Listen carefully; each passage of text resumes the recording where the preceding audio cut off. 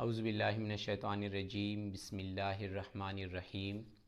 عزیز طلباء اور پیارے ساتھیوں، چینل لو یو پاکستان میں مرتضیٰ خان شامی کی طرف سے السلام علیکم۔ ڈیئر اسٹوڈنٹس، آج ہم پڑھیں گے کلاس 9 کی اردو میں الطاف حسین حالی کی لکھی نظم حمد تشریح کے ساتھ انشاءاللہ۔ تو کلاس 10th اور اسی لیول کی پوئٹری انشاءاللہ یہاں اس چینل میں ہم پڑھیں گے تشریح کے ساتھ۔ تو اسٹوڈنٹ سے درخواست ہیں کہ وہ اس چینل یعنی لو یو پاکستان کو ضرور سبسکرائب کرے، ویڈیو فل دیکھا کرے، لائک کرے اور ساتھ میں بیل آئیکن بھی کلک کرے۔ شکریہ۔ تو ہم شروعات کرتے ہیں الطاف حسین حالی کی نظم حمد سے۔ الطاف حسین حالی 1837 عیسوی کو پانی پت میں پیدا ہوئے اور اپنی ابتدائی تعلیم بھی پانی پت ہی میں حاصل کی، اور پھر بعد میں دہلی چلے گئے مزید تعلیم کے لیے۔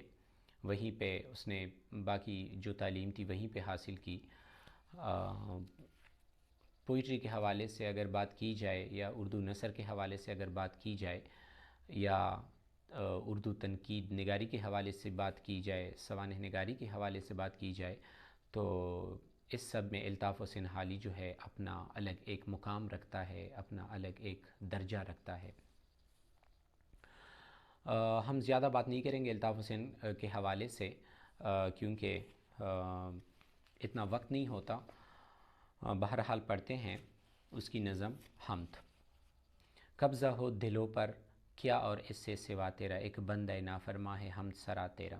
الطاف حسین حالی اس شعر میں اپنے آپ کو بندہ نافرما بیان کر رہے ہیں کہ میں تو ایک بندہ نافرما ہوں۔ بندہ نافرما وہی ہوتا ہے جو اپنے خالق کے، اپنے مالک کے، اپنے آقا کے احکامات بجا نہیں لاتے۔ تو الطاف حسین حالی کہتے ہیں کہ میں جو حمد سرا ہوں، اللہ تعالیٰ کی جو تعریفی نظم میں ارشاد کر رہا ہوں، تو یہ ایسے میں نہیں کر رہا، اگرچہ میں ایک نافرمان بندہ ہوں، اللہ تعالیٰ کے احکامات بھی میں نہیں مانتا، لیکن پھر بھی میں اللہ تعالیٰ کی حمد سرائی میں مصروف ہوں۔ اس کی سب سے بڑی وجہ کیا ہے؟ اس کی سب سے بڑی وجہ یہی ہے کہ اللہ تعالیٰ دلوں پہ قابض ہیں، اللہ تعالیٰ ہمارے سارے وجود پہ قابض ہیں۔ نہ چاہتے ہوئی بھی شاعر کہہ رہے ہیں کہ نہ چاہتے ہوئی بھی اللہ تعالیٰ کی حمد سرائی مجھ سے ہو رہی ہے۔ تو اس سے بڑا اور کیا ثبوت ہو سکتا ہے کہ اللہ تعالیٰ ہمارے دلوں پہ بھی قابض ہیں، ہمارے سارے وجود پہ قابض ہیں۔ دوسرا شعر ہے، گو سب سے مقدم ہے حق تیرا ادا کرنا، بندے سے مگر ہوگا حق کیوں کر ادا تیرا۔ تو تشریح سے پہلے ہم جائیں گے غالب کے اس شعر کی طرف جس میں یہی نقطہ بیان ہوا ہے کہ جان دی ہوئی اسی کی تھی، حق تو یہ ہیں کہ حق ادا نہ ہوا۔ بالکل صحیح بات ہے۔ یہاں پہ گو سب سے مقدم ہے حق تیرا ادا کرنا۔ مقدم یعنی پہلے نمبر پہ، اولین جو ہو، جو بہت ضروری ہو، جو لازمی ہو۔ تو شاعر الطاف حسین حالی فرما رہے ہیں کہ یا اللہ، اے ہمارے پروردگار، اگرچہ آپ کا حق ادا کرنا، آپ کی نعمتوں کا شکریہ ادا کرنا، آپ نے جو انعامات ہمیں بخشی ہے اس پہ آپ کا شکر گزار ہونا تو بنتا ہے، لیکن افسوس کا مقام ہے کہ ہم انسان بہت کمزور ہیں، اس مقام تک نہیں پہنچ پاتے جہاں پہ ہم اللہ تعالیٰ کی نعمتوں کا شکر ادا کر سکے۔ تو اللہ تعالیٰ کے انعامات پہ اس کا حق ادا کرنا ہمارے بس کی بات نہیں ہوتی۔ تیسرے شعر میں ہے، محرم بھی ہے ایسا ہی جیسا کہ ہے نامحرم۔ محرم بھی ہے ایسا ہی جیسا کہ ہے نامحرم، کچھ کہہ نہ سکا جس پر یا بید کلا تیرا۔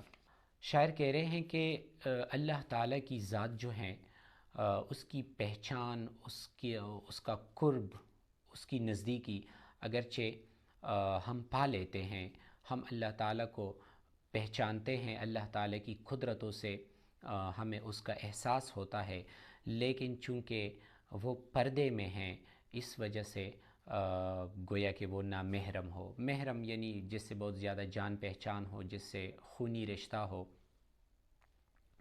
اللہ تعالیٰ کے ساتھ ہمارا ایک رشتہ ہے کہ وہ ہمارا مالک ہیں، ہمارا آقا ہے، ہمارا خالق ہیں اور ہم اس کے بندے ہیں۔ یہی ایک رشتہ جو ہے یہ کافی ہے اللہ تعالیٰ کی پہچان کے لیے، لیکن ہم اللہ تعالیٰ کو اس کی پہچان کے ہوتے ہوئے بھی ہم اللہ تعالیٰ کو نہیں دیکھ سکتے۔ یعنی وہ شعر ہیں ایک، خدا ایسے احساس کا نام ہے، رہے سامنے اور دکھائی نہ دے۔ دوسرا مصرع ہے، کچھ کہہ نہ سکا جس پر یا بید کلا تیرا۔ اس میں بھی بڑا عجیب سا نکتہ بیان ہوا ہے کہ وہ لوگ جو اللہ تعالیٰ کا قرب حاصل کر لیتے ہیں، جو اللہ تعالیٰ کے بہت قریب ہوتے ہیں، جو اللہ کے دوست ہوتے ہیں، جو حبیب اللہ، ولی اللہ، جو بزرگ ہوتے ہیں، جو فقیر لوگ ہوتے ہیں، وہ لوگ جو ہیں جب اللہ تعالیٰ کا قرب انہیں حاصل ہوتا ہے، وہ اپنی ذات کی پہچان کے ساتھ ساتھ اللہ تعالیٰ کو پہچان لیتے ہیں، تو پھر وہ لوگ جو ہوتے ہیں وہ کہیں دور بیابانوں میں چلے جاتے ہیں، وہ خاموش ہو جاتے ہیں، ان کے لبوں پہ تالے پڑ جاتے ہیں، تو وہ لوگ کچھ نہیں کہتے۔ یعنی مکتب عشق کا دستور نرالا دے کا، اس کو چھٹی نہ ملی جس نے سبق یاد کیا۔ تو بالکل وہی بات کہ جو لوگ اللہ تعالیٰ کے عشق میں اپنے آپ کو کھو دیتے ہیں تو پھر وہ ہمیشہ کے لیے چھپ سادھ لیتے ہیں۔ اگلا شعر ہے، جچتا نہیں نظروں میں یا خلعت سلطانی، کملی میں مگن اپنی رہتا ہے گدا تیرا۔ بہت پیارا شعر۔ اس شعر میں شاعر الطاف حسین حالی فرما رہے ہیں کہ میں تیری ذات کا فقیر ہوں، میں تیری ذات کا گدا ہوں، تیری ذات کا ملنگ ہوں، مجھے بس ایک کملی ہی چاہیے، یعنی وہ چادر مجھے چاہیے جو درویش لوگ اوڑھتے ہیں۔ کملی یعنی درویشوں کی جو چادر ہوتی ہے، یہ بکری اور بیڑوں کے اون سے تیار کیا جاتا ہے۔ تو شاعر الطاف حسین حالی اسی چادر کی بات کر رہے ہیں کہ جو چادر درویش لوگ اوڑھتے ہیں، جو چادر فقیر لوگ اوڑھتے ہیں، تو میں چاہتا ہوں کہ بس میں اسی چادر میں رہوں، کیونکہ میں آپ کی در کا گدا ہوں، آپ کی در کا فقیر ہوں۔ اے اللہ، مجھے بس آپ سے عشق کرنا ہے، اور اس کے علاوہ مجھے خلعت سلطانی یعنی جو بادشاہ لوگ ہوتے ہیں، جو قیمتی لباس پہنتے ہیں، مجھے ان سے کوئی سروکار نہیں، مجھے وہ نہیں چاہیے، بس میں صرف آپ کے عشق میں مگن رہنا چاہتا ہوں، ایک پٹی پرانی چادر میں۔ اگلا شعر ہے، عظمت تیری مانے بن کچھ بن نہیں آتی یاں، عظمت تیری مانے بن کچھ بن نہیں آتی یاں، ہیں خیرہ و سرکش بھی دم بھرتے ہیں صدا تیرا۔ شاعر الطاف حسین حالی اس شعر میں فرما رہے ہیں کہ اے اللہ تعالیٰ، تیری جو بلندی ہے، تیری جو شان ہے، تیری جو عظمت ہے، جو بڑائی ہے، اسے مانے بغیر کوئی چارہ نہیں، کوئی گزارا نہیں۔ لازمی بات ہے کہ تیری عظمت کو تسلیم کیا جائے، کیونکہ جو لوگ تیری عظمت کو نہیں مانتے وہ سرکش ہوتے ہیں، کافر ہوتے ہیں، تیرے انکاری ہوتے ہیں، تیرے باغی ہوتے ہیں۔ اور پھر دوسرے مصرے میں ہے خیرہ و سرکش بھی دم برتے صدا تیرا، یعنی یا اللہ، تیری عظمت جو ہے وہ کوئی عام عظمت نہیں، وہ بہت خاص عظمت، خاص بڑائی ہے، جو تیری ذات کے قابل ہو، جو تیری شان ہے۔ اے اللہ تعالیٰ، جو خیرہ و سرکش یعنی جو باغی نافرمان لوگ ہوتے ہیں، وہ بھی تیری عظمت کا برم رکھتے ہیں، تیری عظمت کو مان لیتے ہیں، اگرچہ وہ باغی ہوتے ہیں، نافرمان ہوتے ہیں، لیکن تیری عظمت کو مانے بغیر ان کی بھی نہیں بنتی، ان کی بھی نہیں سنورتی۔ اگلا شعر ہے، تو ہی نظر آتا ہے ہر شے پہ محیط ان کو، تو ہی نظر آتا ہے ہر شے پہ محیط ان کو جو رنج و مصیبت میں کرتے ہیں گلا تیرا۔ بہت ہی پیارا شعر، یعنی وہ لوگ جو رنج و مصیبت میں گرفتار ہوتے ہیں، جو دکھ درد میں پھنس جاتے ہیں، تو یا اللہ وہ تیرا ہی شکوہ کرتے ہیں، تیرا ہی گلہ کرتے ہیں کہ اے اللہ تو نے ہمیں رنج و مصیبت بخشی، تو نے ہمیں ان مشکلات میں گرفتار کیا۔ اور ساتھ ساتھ میں وہ یہ گلہ کرتے ہیں، ساتھ ساتھ میں پہلا جو مصرع ہے تو ہی نظر آتا ہے ہر شے پہ محیط ان کو، یعنی اے اللہ تعالیٰ جو جن لوگوں پہ تو امتحان لاتا ہے، جن لوگوں کو تو امتحان میں رنج و مصیبت میں مشکلات میں گرفتار کر لے، وہ لوگ تیرا گلہ ضرور کرتے ہیں، لیکن ساتھ ساتھ میں ان کے دل میں کہیں نہ کہیں تیرا آسرا بھی ضرور ہوتا ہے، وہ روشنی ضرور ہوتی ہے جو آپ کی طرف ہی ان کو لے جاتی ہے۔ تو یہ لوگ جو ہوتے ہیں رنج و مصیبت میں آپ کا گلہ کرتے کرتے آپ کی ذات سے ایک امید بھی ان کو وابستہ ہوتی ہے۔ تو ہی نظر آتا ہے ہر شے پہ محیط ان کو، ہر شے پہ، یعنی جو مشکلات ان کو دیتا ہے، جن امتحانات میں آپ ان کو ڈالتا ہے، تو وہ لوگ تیری ذات کو ان پہ محیط پاتے ہیں، تیری ذات کو ان پہ غالب پاتا ہے، تو یہی لوگ یا اللہ آپ ان کے امید بھی ہوتے ہو۔ اگلا شعر ہے، نشے میں وہ احسان کے سرشار ہیں اور بے خود، جو شکر نہیں کرتے نعمت پہ ادا تیرا۔ تو اس شعر میں الطاف حسین حالی کہہ رہے ہیں کہ یا اللہ وہ لوگ جن پہ تو نے نعمتوں کی بارش کی ہے، جن پہ تو نے احسانات کیے ہیں بے شمار، اپنی قدرتوں سے، اپنی نعمتوں سے، اپنے رحم و کرم سے نوازا ہے، تو وہ لوگ تیرا شکر ادا نہیں کرتے۔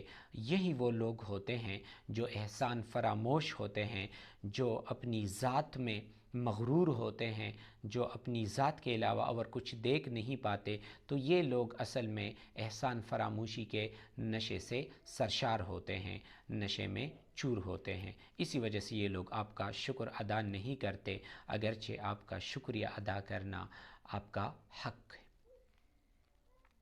اگلا شعر ہے، طاعت میں ادب تیرا عصیاں سے ہیں گو بڑھ کر، طاعت میں ادب تیرا عصیاں سے ہیں گو بڑھ کر، عصیاں میں ہیں طاعت سے اقرار سوا تیرا۔ طاعت کہتے ہیں اطاعت کو، فرما برداری کو، عصیاں کہتے ہیں نافرمانی کو، گناہ کو۔ تو شاعر کہہ رہے ہیں طاعت میں ادب تیرا عصیاں سے ہیں گو بڑھ کر، اگرچہ نافرمانی سے بڑھ کے ہیں تیری ذات کی اطاعت کرنا، تیری ذات کی فرما برداری کرنا، کیونکہ تو ہمارا خالق ہے، لازم ہے کہ ہم تیری فرما برداری کریں، تیرے احکامات مانیں۔ تو یہ آپ کے احکامات ماننا یا اللہ یہ نافرمانی سے بڑھ کے ہیں، تو ہم نے نافرمانی نہیں کرنی، ہم نے آپ کی اطاعت کرنی ہے، کیونکہ یہ بات بڑھ کے ہیں نافرمانی سے۔ عصیاں میں ہیں طاعت سے اقرار سوا تیرا۔ اور پھر جو لوگ نافرمان ہوتے ہیں وہ اگر اللہ تعالیٰ کی اطاعت پہ آ جائے، اللہ تعالیٰ کی ذات کا اقرار کر لے، اللہ تعالیٰ کی ذات کو تسلیم کر لے، اللہ تعالیٰ کی عظمت، اللہ تعالیٰ کی شان کو مان لے، تو یہ اس سے بھی بڑھ کے ہوتی ہے۔ یعنی جو منافق، جو گناہگار، جو کافر لوگ ہوتے ہیں، وہ اگر اللہ تعالیٰ کی ذات کو تسلیم کر لے تو یہ سونے پہ سہاگے والی بات ہو جاتی ہے۔ اگلا شعر ہے، آفاق میں پیلیگی کب تک نہ مہک تیری، گر گر لیے پرتی ہے پیغام صبا تیرا۔ شاعر الطاف حسین حالی اس میں پیغام صبا یعنی صبح کا جو وقت ہوتا ہے، جو ٹھنڈی ہوا چلتی ہے، جو دل کو باتی ہے، جو دل پہ لگتی ہے، تو شاعر کہہ رہے ہیں کہ اے اللہ تعالیٰ آفاق میں پیلیگی یعنی اس دنیا میں کیوں نہ پیلیگی آپ کی مہک، آپ کی خوشبو، آپ کی قدرتوں کی مہک، پھولوں میں جو آپ نے رنگت ڈالی ہے، جو آپ نے خوشبو ڈالی ہے، بیل، بوٹے، پودے، بے شمار آپ کی خوبصورت تخلیقات، یا اللہ تعالیٰ یہ تیری ذات سے کیوں نہ مہکے گی، کیونکہ کائنات کی اس خوبصورتی میں، دنیا کی اس خوبصورتی میں تیری ذات ہی تو چھپی ہوئی ہے، اور آفاق میں پیلے گی کب تک نہ مہک تیری، گر گر لیے پھرتی ہے پیغام صبا تیرا۔ یا اللہ، تیری جو صبح کی ہوا ہوتی ہے بڑی ہی دل فریب ہوتی ہے، تو وہ گھر گھر جا کے، گلی گلی جا کے وہ آپ کا پیغام لوگوں کو دیتی ہے، آپ کی ذات کی خوشبو لوگوں میں تقسیم کرتی ہے۔ اور آخری شعر ہیں کہ ہر بول تیرا دل سے ٹکرا کے گزرتا ہے، ہر بول تیرا دل سے ٹکرا کے گزرتا ہے، کچھ رنگ بیاں حالی ہے سب سے جدا تیرا۔ شاعر الطاف حسین حالی مقطع میں، یعنی آخری شعر میں، اپنا تخلص استعمال کرتے ہوئے اپنے آپ کو ایک بلند رتبہ بھی بخشتا ہے اپنی اس نظم کے حوالے سے کہ ہر بول تیرا دل سے ٹکرا کے گزرتا ہے، یعنی جو بات یہاں پہ میں نے اللہ تعالیٰ کی تعریف میں کی ہے، جو صفتیں میں نے اللہ تعالیٰ کی جن الفاظ میں بیان کی ہے، اس کی مثال نہیں، کیونکہ یہ جو رنگ بیاں ہے، یعنی جو الفاظ کی جو ادائیگی میں نے کی ہے، جو انداز بیاں ہیں، وہ سب سے الگ ہیں، سب سے جدا ہے، اور یہ جو میری باتیں ہیں اللہ تعالیٰ کی تعریف میں کہی گئی، یہ دل کو چھو کے گزرتے ہیں۔ نیکسٹ نظم کے ساتھ پھر ہماری ملاقات ہوگی، تب تک کے لیے اپنا خیال رکھیے گا اور اللہ حافظ۔